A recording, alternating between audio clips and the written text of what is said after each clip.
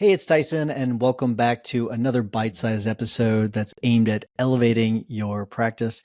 This week, I want to talk about a book that I absolutely love, and I've talked about it on the podcast before. It's a book called Getting Things Done: This Art of Stress-Free Productivity by David Allen.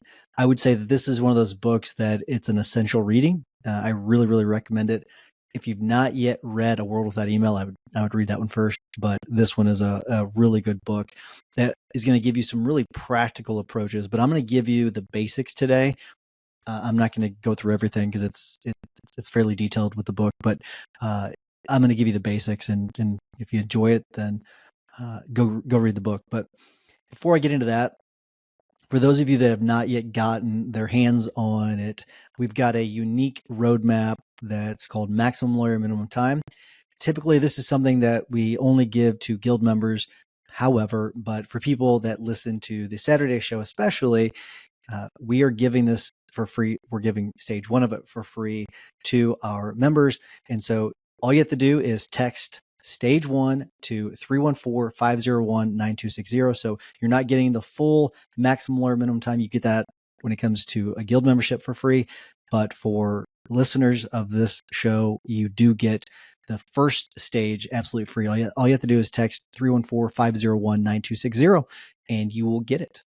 All right, so let's talk about the book. The core idea around getting things done is moving tasks out of your brain, and then you record them somewhere that's external, and then breaking them down into actionable items. All right. The main thing I want to emphasize, and I know almost all of you have this problem, is getting those things out of your brain, out of your mind, out of your head, and into something. And I don't care what that something is. That thing could be into, you could pen and paper, you could put it into, you could take a note on your phone, whatever it may be. It's getting it somewhere. All right. Getting it somewhere that's outside of your brain. And that somewhere needs to be the same for everything.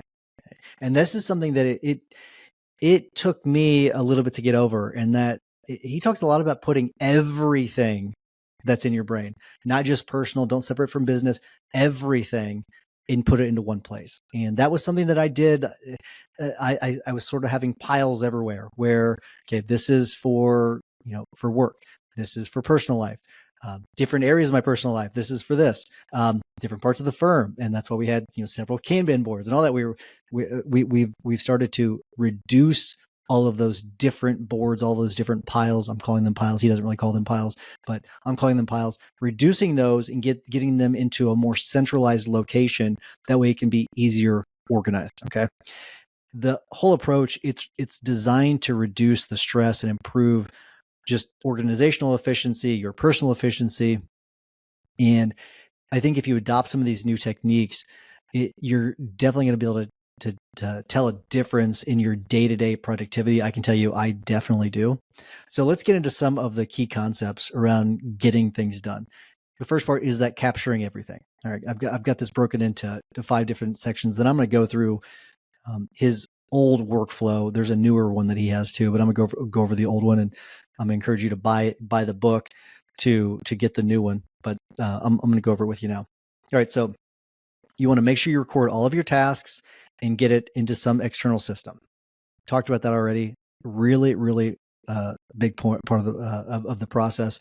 And something that he does talk about is how you stress over these things, right? What happens is they stay in your head, and not only do you forget many of them, but it's when you're thinking about them, so you've not gotten it out of your brain, it's constantly on your mind, and it's not like you can think about 2 things at one time. You can think about one thing at a time.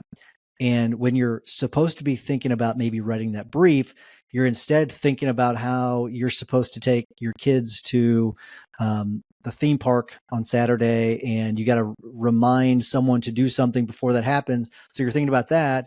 But if you had just written it down into your list of things that need to be done into your system, so it's not a to-do list, by the way, it's not a to-do list, but you get it into your system, you don't have to worry about that because you have a system for it, and you don't have to worry about it, and you can focus on the things you need to focus on. So capturing it, really, really important. The next part of this is clarifying what the tasks are. So this is a big part of it as well, because you're going to start to filter things. So you're going to need to determine the next actionable steps for each item. And then you need to decide how to proceed with that specific task. What does each item really mean and what is the next step? It depends on the tasks, but think about it like unpacking a suitcase. You see what's inside the suitcase, and then you need to decide what to do with each one of those individual items as they come through. Okay, so that's a good way of thinking about it. The next thing that you're going to do is you're going to organize. All right, picture your tasks going into buckets. All right, one for the office, maybe one for home. And by the way, I'm not saying separate boards, separate sheets. I'm saying the same system, but you are thinking about dropping them into different buckets. So we'll make sure we're clear about this. But picture the tasks, putting the tasks into different buckets. And I will even say I've got office, home broken into several different buckets underneath that. So think about the different buckets. Maybe one for errands, and then you want to categorize your tasks by context. And then that way you're not just staring at a big mountain of tasks. You can look at them. You've got all your tasks in one place, but now you've got them separated into those different piles instead of one big mountain.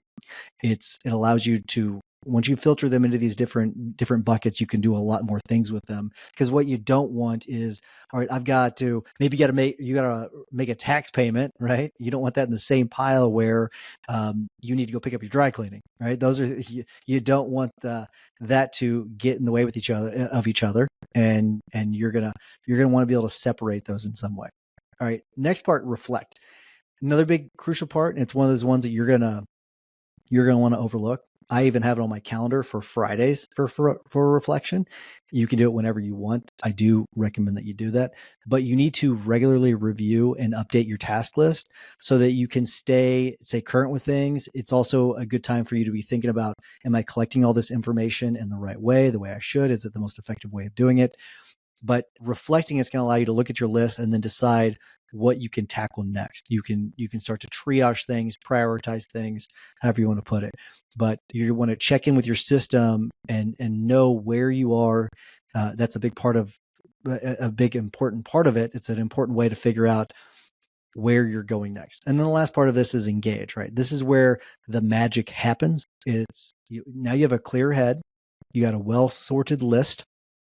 You can pick what to focus on now without that nagging feeling that I was kind of talking about, that you're forgetting something. So I do really quickly want to go through his workflow, which is really cool. I recommend that you get the book so you can check this out. But the stuff comes in, right? Comes into this big box. You figure out what it is. After that, you determine, is this actionable? If it's not, you can either eliminate it, so you can throw it in the trash. You can incubate it, all right? So you can maybe deal with something later, do something later with it. So this is sort of a someday maybe pile is what he calls it, or there could be multiple lists under the someday maybe piles. And then the other one is reference. Maybe this is just a piece of reference material, so you'll put that in your reference materials folder, or maybe a multiple reference material folder. It could be in paper format, digital format, whatever it may be. But these are items that are not actionable. Okay, if it is actionable, okay, you're going to need to decide what's the next action. And this could be something where there are multiple steps. If there are multiple steps, you're going to turn those into projects. All right. And we'll talk about projects in just a second. But if you determine, okay, what's the next action, you can do essentially 3 different things with it. If it's going to take you less than 2 minutes, you do it. You just do it right then. You don't do anything else with it. You're going to do it. If it's actionable and if it's going to take more than 2 minutes, you can delegate it. That's another thing. And you're going to delegate it. You'll have your different pile where you're going to delegate things. You can delegate it to someone else. And then the third thing is you can defer it. All right. Some of these things you would put on a calendar. So this is something that you're going to defer it, but let's say it's a phone call. Okay. This is something that I need to make this phone call. Okay. Put that on the calendar. You know that you're going to call at 5 p.m. on Monday or whatever, but you can defer that and you're putting it somewhere though. It's been tracked. You're putting it on the calendar. Good. Or if it's something that's a bigger project, you can create your list of projects. It's going to be deferred, but you're putting it into your projects, which I'm going to get to the projects next. And then you can start to tackle things in order of priority. Now let's go back to projects in a second, because remember, you're identifying, is it actionable? Yes, it's more of a bigger project. There's multiple tasks underneath it. What you're going to do then is you're going to have this separate section for projects, and under each one of those, you're going to have multiple tasks underneath it. And that's going to include maybe project plans. You're going to go back through and review some of the actions that need to be taken. It's almost like a loop where you take the next most important task in that project, you get that thing done, you kind of circle back through. What's the next action? Okay, you go back to the project, you look, all right, the next step on this is task number 2, and you kind of go through and you go through and you chisel down that project. And let's say you get to a point where it's an item that you're waiting on someone. Well, you kind of put that in the waiting on someone pile. And if you're using, we talked about Kanban boards in another episode, but you could even have a Kanban board where these are the items that you're waiting on someone. And that's one of these things where you see all your tasks and you know that you're waiting on someone. So you can look at that and you can see, and then routinely you work into your process. I need to revisit my waiting on someone pile, go look at it. All right, I need to follow up with Mr. Smith, follow up with Mr. Smith, and maybe you're able to knock out that task. So that's how this process works. I highly recommend it. I think it's a really cool process. Check out the book. I think it's great. So it's one of those ones where it's essential reading in my opinion. But as a reminder, I'm going to wrap things up. If you have something you want me to cover on the Saturday show, shoot me a text. Just text me 314-501-9260. We have a lot of great suggestions, and I'm getting to as many of them as I can. So keep them coming. Until next week, though, remember that consistent action is the blueprint that turns your goals into reality. Take care.